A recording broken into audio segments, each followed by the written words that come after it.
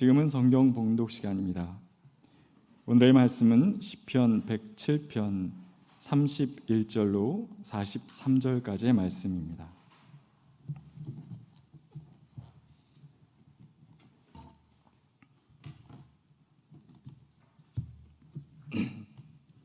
봉독하겠습니다. 주님의 인자하심을 감사하여라. 사람에게 베푸신 주님의 놀라운 구원을 감사하여라. 백성이 모인 가운데서 그분을 기려라. 장로들이 모인 곳에서 그분을 찬양하여라. 주님께서는 강들을 사막으로 만드시며 물이 솟는 샘들을 마른 땅이 되게 하시며 그곳에서 사는 사람들의 죄악 때문에 옥토를 소금밭이 되게 하신다. 그러나 주님께서는 사막을 연못으로 만드시며 마른 땅을 물이 솟는 샘으로 만드시고 굶주린 사람들로 거기에 살게 하시어 그들이 거기에다 사람 사는 성읍을 세우게 하시고 밭에 씨를 뿌리며 포도원을 일구어서 풍성한 소출을 거두게 하시며 또 그들에게 복을 주시어 그들이 크게 번성하게 하시고 가축이 줄어들지 않게 하신다. 그들이 억압과 고난과 걱정 근심 때문에 수가 줄어들고 비천해질 때에 주님께서는 높은 자들에게 능욕을 부으시고 그들을 길 없는 황무지에서 헤매게 하셨지만 가난한 사람은 그 고달픔에서 벗어나게 해주시고 그 가족을 양떼처럼 번성하게 하셨다. 정직한 사람은 이것을 보고 즐거워하고 사악한 사람은 말문이 막힐 것이다.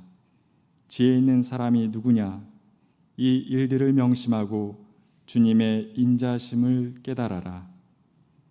이는 하나님의 말씀입니다.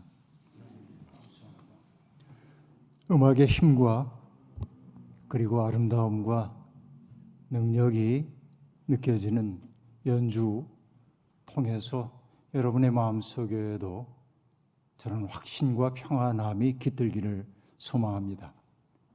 앞서도 말씀드린 것처럼 오늘은 창조절 첫 번째 주일인데요. 창조절기는 비교적 최근에 제정된 교회력의 절기입니다. 생태계의 위기가 현실로 다가오면서 우리가 살고 있는 이 세계가 하나님이 창조하신 하나님의 걸작품임을 우리 깊이 인식하고 또 그 때문에 모든 것이 하나님의 숨결로부터 나왔기 때문에 세상에 존재하는 모든 것들이 서로 연결되어 있다고 하는 사실을 자각하는 것, 그리고 그 아름다운 창조의 세계를 아름답게 보존하는 것이 우리의 책임이라고 하는 사실을 다시 한번 확인하는 것이 창조절기에 우리가 해야 할 일인 것 같습니다. 올해 창조절의 주제는 창조 세계 모두를 위한 집, 하나님의 세계를 회복하며입니다. 이 주제 속에 담겨 있는 큰 의미가 있죠. 하나님이 창조하신 세상은 인간만이 아니라 모든 피조물들의 집이라고 하는 사실입니다. 인간만을 위한 것이 아니라 세상에 살고 있는 모든 생물종들의 집으로 하나님은 세상을 지으셨다라는 고백이 이 주제 속에 담겨 있습니다. 바울 사도는 일찍이 피조물은 하나님의 자녀들이 나타나기를 간절히 기다리고 있습니다 라고 말했습니다. 창세기는 하나님의 뜻을 받들어 온갖 생명을 이 세상에 내놓던 땅이 인간으로 말미암아 저주를 받았다고 그렇게 전하고 있습니다. 우리는 이 말을 신화적 표상이나 혹은 문학적 은유로 받아들일 것이 아닙니다. 이것은 그야말로 오늘 우리의 현실을 그대로 반영하는 말이기 때문에 그렇습니다. 세계 곳곳에서 벌어지고 있는 대형 산불, 폭염, 그리고 가뭄, 녹아내리는 빙하, 생물종들의 속절없는 멸종, 대기와 바다의 오염, 황폐해진 땅, 그리고 코로나를 비롯한 주기적으로 찾아오고 있는 감염병 등 이 모든 것들이 우리의 삶을 위태롭게 만들고 있습니다. 피조물의 신음소리를 지금은 우리가 외면하려도 할 수 없는 상황 속에 살고 있습니다. 지난 목요일 저녁 우리 교우 구상모 PD가 책임 연출하여 만든 KBS 다큐 인사이트의 붉은 지구라고 하는 작품은 묵시록적 풍경이 일상이 되어버린 우리의 현실을 섬뜩하게 화면 속에 담아 보여주고 있었습니다. 이것이 이래로 그치지 않고 앞으로도 몇 차례 더 반복되는데 많은 이들이 그 다큐를 보았으면 좋겠습니다. 그 광경은 마치 요한계시록에 등장하는 어린 양이 네 번째 봉인을 뗄 때 일어난 일을 눈앞에 보여주는 것 같았습니다. 청황색 말 한마디가 있는데 그 위에 탄 사람의 이름은 사망이고 그리고 지옥이 그를 뒤따르고 있었습니다. 이것이 요한계시록이 들려주고 있는 이야기입니다. 그들은 칼과 귀근과 들짐승을 가지고 이 땅에 살고 있는 사람들의 4분의 1을 멸하는 권세를 받아가지고 있었습니다. 정말로 암담한 상황이 아닐 수 없습니다. 계시록의 이야기가 그저 묵시문학적인 이야기가 아니라 오늘 우리에게 현실이 되어 나타나고 있는 이 상황 속에서 이 압도적인 현실 앞에서 우리가 할 수 있는 일이 무엇인가 생각해 봅니다. 조금 암담하기도 합니다. 이미 너무 늦어버린 것 아닌가 생각되기도 합니다. 이럴 때일수록 우리는 근본을 돌이켜 보아야 합니다. 하나님은 당신의 뜻대로 만들어진 세상을 바라보면서 보기에 좋았더라라며 기뻐하셨습니다. 하나님 보시기에 좋았더라. 이 말이야말로 창조의 아름다움을 나타내는 말입니다. 그런데 하나님 보시기에 좋았던 이 세상은 이제는 정말 낯설고 두려운 것으로 점점 변해가고 있습니다. 그 때문인지 올해 창조절 공동 기도는 이 세상이 하나님의 거룩한 지혜로 지어졌고 다양한 생물들이 어울려 하나님을 찬양한다고 노래한 후에, 기도한 후에 그러한 하나님의 동산을 아름답게 가꾸고 돌보는 것이 인간의 책임이었음을 재확인하고 있습니다. 그러나 인간은 그런 책임을 올바로 감당하지 못해서 땅이 황폐하게 되었습니다. 그래서 공동기도는 우리의 현실을 이렇게 고백합니다. 그러나 우리는 힘을 지니고 싶어 지구가 자신의 한계를 넘을 때까지 밀어붙였다는 것을 깨닫습니다. 우리는 지구의 자생력과 조화를 이루지도 않았고 순환에 맞추어 소비하지도 않았습니다. 서식지는 척박해지거나 파괴되었습니다. 생물종들이 사라지고 생태계는 무너졌습니다. 한때 생명과 유대관계로 가득했던 암초와 동굴, 높은 산과 깊은 바다는 건조한 사막이 되어 마치 창조 이전의 모습처럼 비어버렸습니다. 사람들은 불안함과 분쟁으로 인해 평화를 찾아 이주하고 있습니다.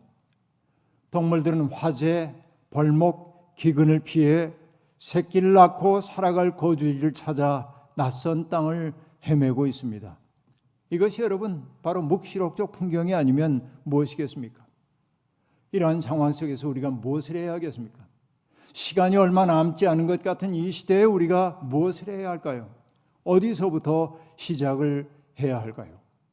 우리는 문제의 크기에 압도당해 할 수 없이 이 세상의 흐름 속에 몸을 맡겨야만 하는 것일까요? 아니요, 기독교인들은 할 수 있는 일을 지금 시작해야 합니다. 가능성을 따지며 하는 것 아니라 마땅히 해야 할 일을 시작해야 합니다. 그러기 위해 우리는 성서에 나오는 지혜를 빌릴 필요가 있습니다. 오늘은 시편 시인의 노래를 통해 우리의 삶의 지혜를 배우려고 합니다. 오늘 읽었던 본문인 시편 107편은 시편 제5권의 그 소두를 여는 하나의 서론격인 시라고 얘기할 수 있겠습니다. 여러분 잘 아시죠? 150편으로 구성되어 있는 그 시편을 그 편찬자들은 5권으로 묶어서 내놓고 있음을 알 수 있습니다. 학자들은 그 까닭을 모세오경의 구조를 따른 것이라고 이야기하고 있습니다. 그래서 제5권은 어떤 의미를 갖고 있냐면 구원받은 사람들이 외치는 감사와 찬양이 주조음을 이루고 있습니다. 그 때문인지 제5권 즉 107편부터 150편에 이르는 시편 속에는 감사하다, 찬양하다라고 하는 단어가 반복되어 나타나고 있습니다. 그 변하는 역사 속에서 재난과 파국을 경험하기도 했지만은, 그래서 절망의 어둠이 우리를 사로잡기도 하지만은, 그러나 백성들의 곤경을 외면하지 아니하시는 하나님의 그 큰 은혜를 경험한 사람들이기에 그들은 감사하고 찬양할 수밖에 없었습니다. 오늘 시를 처음부터 끝까지 다 살필 수는 없지만 대략적인 스케치를 하는 게 필요할 것 같습니다. 시편 107편 1절부터 3절까지는 주님께 감사를 드리자고 회중들을 초대하고 있는 내용입니다. 그 이후에 나오는 구절들은 구체적인 삶 속에서 인간이 겪고 있는 다양한 어려움들과 그 어려움에서 하나님이 어떻게 돌보아 주셨는지를 고백하고 있습니다. 광야에서 길을 잃어버렸다가 하나님의 개입을 통해 구원을 체험한 사람의 노래가 나오고 있고, 감옥에 갇혀서 죽음을 눈앞에 두고 있다가 풀려난 사람의 기쁨을 노래하기도 하고, 질병의 고통 속에서 죽음을 대면하고 있다가 회복된 사람의 감사가 노래되고 있기도 하고, 바다에서 풍랑에 시달리고 있던 사람들이 경험한 구원의 그 놀라운 기억 등이 상세하게 소개되고 있습니다. 이것은 4개의 체험에 불과할는지 몰라도 사실은 이 4개의 체험은 한없이 확장될 수 있습니다. 다양한 사람들의 삶의 경험을 나란히 모아놓은 것처럼 보이지만, 그러나 열거된 고통을 넘어 보편적으로 우리가 겪고 있는 수많은 어려움 속에서 하나님이 우리를 어떻게 구원해 주시는지를 이 시편은 우리에게 아름답게 보여주고 있습니다. 살다가 보면 온갖 어려움들을 겪어야 하는 것이 인생이라면 시편 107편을 읽는 사람들은 그 온갖 공경을 내다보면서 나의 삶과 그 경험들을 통합하게 될 겁니다. 그런데 인생은 어려움만 있는 것 아닙니다. 눈여겨보면 시의 중간중간에 감사와 찬양의 후렴구가 반복되고 있음을 알 수 있습니다. 이것은 4번이나 똑같은 후렴구가 반복되고 있는데요, 이런 구절들입니다. 그러나 그들이 고난 가운데서 주님께 부르짖을 때 그들을 그 곤경에서 구원해 주셨습니다 라는 말이죠. 주님의 인자하심을 감사해라, 사람들에게 베푸신 주님의 놀라운 구원을 감사해라, 이 2가지 그 후렴구가 거듭거듭 반복되고 있음을 우리가 알 수 있습니다. 성경이 증언하는 하나님은 고난 가운데 처한 이가 부르짖는 소리를 차마 외면하지 못하시는 분이십니다. 하나님은 그들을 곤경에서 구원하여 주십니다. 출애굽기가 그 전형적인 예입니다. 우리가 거듭거듭 하나님의 은혜를 되새기는 것은 현실의 어둠 속에서 좌절하지 않기 위해서입니다. 우리가 믿는 하나님은 길 없는 곳에 길을 내시는 분이십니다. 홍해와 요단강을 갈라 사람들로, 당신의 백성들로 하여금 마른 땅처럼 건너게 하신 분이 하나님이십니다. 십자가의 죽음은 세상에서 보자고 하면 실패처럼 보였지만은, 그러나 십자가에서의 죽음을 통해 오히려 부활의 문을 여셨던 것이 우리 하나님임을 우리는 알고 있습니다. 인간의 희망이 끝나는 곳에서 하나님의 희망이 시작된다는 사실을 이 시편은 적나라하게 우리에게 보여주고 있습니다. 오늘 읽은 그 대목은 회중들을 감사와 찬양으로 초대하면서 하나님께서 하시는 위대한 사역을 그렇게 예시하고 있습니다. 그 내용 간결하게 얘기하자고 한다면 하나님은 일종의 질서를 전복하는 분임을 보여주고 있습니다. 홍해를 건넌 후에 부른 미리암의 노래는 성경에서 가장 오래된 전승층에 속한다고 알려져 있습니다. 노래는 간결하지만은 강력한 메시지를 던지고 있습니다. 주님을 찬송하여라. 그지없이 높으신 분, 말과 기병을 바다에 던져 넣으셨다라고 노래합니다. 하나님은 고대 근동에서 가장 강력했던 바로의 말과 기병을 순식간에 무기력하게 만들어 버리셨다는 것입니다. 이 노래는 역사를 다스리는 분이 하나님임을 암시하고 있습니다. 오늘의 시인도 똑같은 고백을 하고 있습니다. 주님께서는 강들을 사막으로 만드시며 물이 솟는 샘들을 마른 땅이 되게 하시며 그곳에서 사는 사람들의 죄악 때문에 옥토를 소금밭이 되게 하신다라고 말합니다. 장구한 지질학적 시간을 거슬러 올라가다 보면 이 구절이 그저 문학적 수사가 아니라 현실임을 알 수 있습니다. 바다가 솟아올라 산이 되기도 하고 섬이 바다 밑으로 가라앉기도 하고 비옥한 땅이 황무지가 되기도 합니다. 이것을 우리는 지질학적으로 확인할 수 있습니다. 그러나 시인은 이런 일들을 지질학적인 사건으로 설명하지 않습니다. 이 모든 일이 벌어진 까닭을 사람들이 하나님 앞에 죄를 지었기 때문이라고 말하고 있습니다. 그렇습니다. 시인은 과학적인 사실을 사람들에게 객관적으로 보여주는 사람이 아니라 삶의 진실을 밝히는 사람입니다. 세상에서 벌어지는 징조적 사건들 속에 담겨있는 하나님의 뜻이 무엇인지를 알아차리는 것이 시인들이라고 하는 말입니다. 그러나 시인은 그런 우울한 전망만을 내다보지 않습니다. 그 반대의 상황도 노래하고 있습니다. 그러나 주님께서는 사막을 연못으로 만드시며 마른 땅을 물이 솟는 샘으로 만드시고 굶주린 사람들을 거기에 살게 하시며 그들이 거기에다 사람 사는 성읍을 세우게 하시고 밭에 씨를 뿌리며 포도원을 일구어서 풍성한 소출을 거두게 하시며 또 그들에게 복을 주시어 그들이 크게 번성하게 하시고 가축이 줄어들지 않게 하신다라고 말합니다. 하나님은 억압과 고난과 걱정, 근심에 시달리는 사람들을 외면한 채 홀로 만족하는 사람들, 그런 이들에게는 능욕을 부으시지만 그리고 그들을 길없는 황무지에 헤매겨 만드시지만 그러나 가난하고 가련하여 하나님의 도움이 아니면 살아갈 수 없는 사람들을 위해서 그들을 고달픔에서 벗어나게 해주시고 그들을 양떼처럼 번성하게 하신다고 말하고 있습니다. 이런 뒤집힘, 이런 전복적 상상력이 성경 66권을 가득 채우고 있는 이야기입니다. 이것이 가장 극명하게 드러난 것이 바로 마그니피카트라고 하는 마리아의 찬가입니다. 마리아는 천사를 통하여 예수가 태어날 것을 예고받은 후에 기쁨에 가득 차서 이런 노래를 불렀습니다. 그는 그 팔로 권능을 행하시고 마음이 교만한 사람들을 흩으셨으니 제왕들을 왕자에서 끌어내리시고 비천한 사람을 높이셨습니다. 줄인 사람들을 좋은 것으로 배부르게 하시고 부한 사람들을 빈손으로 떠나보내셨습니다 라고 말합니다. 바로 이 질서의 전복, 바로 이것이 성경이 우리에게 들려주고 있는 이야기입니다.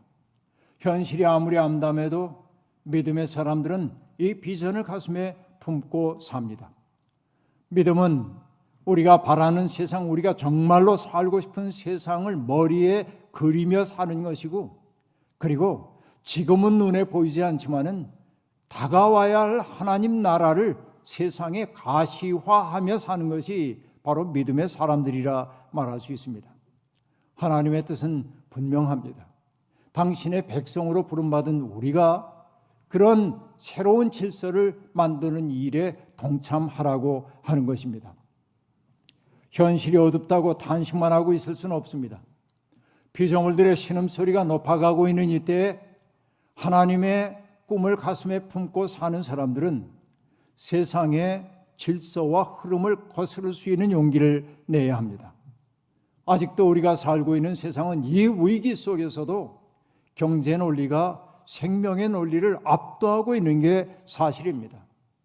야훼 하나님을 믿는다고 하는 사람들조차 경제 논리에 빠져 생명을 외면하는 경우가 너무도 많이 있습니다. 하나님을 믿는다고 하면서도 바알과 아스타롯을 섬겼던 이스라엘 사람처럼 우리 또한 우상 숭배자가 되어 살고 있는지도 모르겠습니다. 믿음의 사람들은 육체의 욕망, 눈의 욕망, 세상 살림에 대한 자랑에서 자꾸 멀어져야 합니다. 그래야 자유로워집니다. 문제는 사람들이 그런 욕망에 저항할 생각조차 없이 살고 있다는 데 있습니다. 하나님을 믿는다 하면서도 싸움을 포기한 사람들이 너무 많습니다. 세상에 길들여졌기 때문에 그러합니다. 그러나 망가진 세상을 치유하고 회복하는 것은 우리의 꿈이기 이전에 하나님의 꿈입니다. 우리는 그 꿈에 초대받은 사람들입니다. 오늘 우리가 겪고 있는 기후 위기는 우리 문명이 전환점에 이르렀음을 보여줍니다. 소위 얘기하고 있는 티핑 포인트라고 하는 것이 다가오고 있음을 우리에게 보여주고 있습니다. 이제는 누구도 이전과 같은 방식으로 살 수 없습니다. 우리가 어떻게 살아야 할까요? 이제는 정말 우리가 선택할 수밖에 없습니다. 에너지를 덜 소비하는 방식으로 우리의 삶을 바꿔가야 합니다. 탄소 발자국을 줄이기 위해 불편을 감수하며 살기 시작해야 합니다. 그래봐야 이 지구가 망해가고 있는데 무슨 소용이 있느냐고 말하는 이들이 있습니다. 문제의 크기에 비해 우리가 할 수 있는 일이 미미할 뿐이라는 비관론 속에 빠져 있는 이들입니다. 그래요. 정말 우리는 이 지구가 직면하고 있는 이 문제를 풀어갈 능력이 없는지도 모릅니다. 그렇다 해도 우리는 새로운 삶을 기획하고 시작하지 않으면 안 됩니다. 우리는 우리의 가능성을 믿고 사는 사람이 아니라 세상을 창조하고 섭리하시는 하나님의 가능성을 바라보며 사는 사람들이기 때문에 그렇습니다. 아메리카 원주민 후예인 로빈 월 키머러는 어린 시절 엄마와 함께 카누를 타고 야영장에 갔을 때의 경험을 들려줍니다. 며칠 동안 캠핑을 하고 캠핑 자리를 정리하고 떠날 때가 되면 엄마는 늘 아이들에게 주변을 샅샅이 치우라고 말했습니다. 타고 남은 성냥개비, 종이조각 하나도 엄마의 눈길을 피할 수가 없었습니다. 자기들이 머물던 자리를 말끔하게 치워내야 했습니다. 엄마는 귀가 닳도록 얘기했습니다. 올 때보다 갈 때 더 좋은 것이 되게 하렴이라고 말했어요. 우리도 그러합니다. 우리가 이 세상에 올 때보다 갈 때 더 좋은 세상을 우리 후손들에게 물려줘야 하지 않겠습니까? 이게 우리의 소명입니다. 지침이 명확합니다. 이게 상식입니다. 그래서 로빈 월 키머런 말합니다. 우리는 다음 사람이 불을 피울 수 있도록 뗄나무를 남겨두어야 했고 보식깃과 불쏘시개가 비에 젖지 않도록 자작나무 껍질로 조심스럽게 덮어야 했다. 우리 뒤에 카누를 타러 온 사람들이 어두워진 뒤에 도착하여 저녁 식사를 데울 연료가 준비되어 있는 것을 보고 기뻐할 것을 상상하면 기분이 좋았다라고 말합니다. 지금 우리에게 필요한 것은 바로 이러한 태도입니다. 오늘 우리 뒤에 태어나는 뒤에 살아야 할 우리 후손들이 뒤에 도착해서 기분 좋게 인생을 살 수 있도록 하는 게 우리 시대의 과제입니다. 엊그제 한겨레 신문에서 읽은 사티시 쿠마르 인도 출신의 평화운동가이고 영국에서 활동하는 분입니다만 그분의 이야기가 제게 인상 깊게 들려왔습니다. 인터뷰어가 물어봤습니다. 당신은 지구를 구할 수 있다고 생각하십니까? 그 질문에 사티시 쿠마르는 이렇게 대답했습니다. 사람은 지구를 사랑할 수 있을 뿐입니다. 우리는 지구를 구하는 것에 대해 걱정할 필요가 없어요. 지구를 사랑하는 것에 대해서만 걱정해야 합니다. 구하는 것이 아니에요. 내가 어떻게 이 지구를 구할 수 있겠습니까? 지구가 훨씬 더 크고 강력하고 위험 있고 훨씬 더 에너지가 넘치는데요. 지구는 70억 인구와 1,500만에 달하는 생물종들, 숲, 강, 산, 바다 등과 함께 존재의 예수를 구현합니다. 저는 이 세상을 오직 사랑할 수 있습니다. 네, 저는 이 세상을 사랑합니다.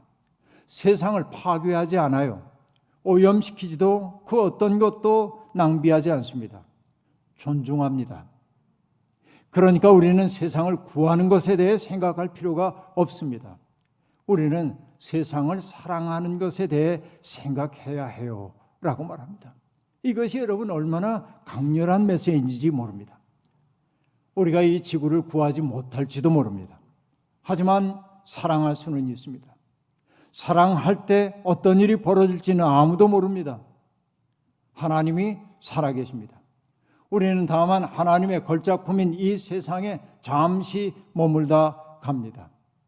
우리가 할 수 있는 일을 다 한 뒤에 그 뒤에는 하나님에게 맡겨드리면 됩니다. 이것이 참 지혜입니다. 이것이 참 믿음입니다.